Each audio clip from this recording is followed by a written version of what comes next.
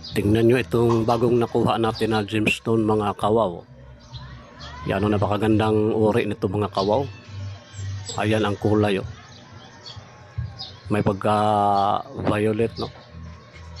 Lalo na pag na-cutting na ito mga kawaw, yung pinakaloob niya no, makikita nyo nito napaka kinis at napakakintab mga kawaw.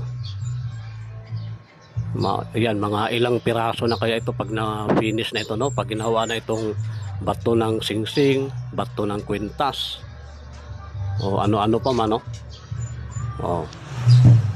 Marami-rami ito pag nagawa ito mga kawaw. May nakikita nyo may mga kulay green pa parang jade.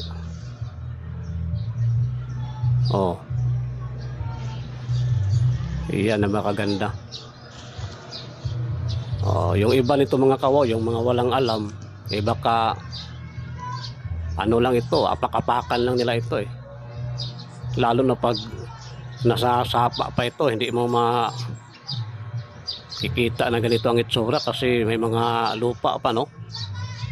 Yan, pero pag alam mo talaga, ayan no, mamangha ka talaga mga kawaw. Napakaganda.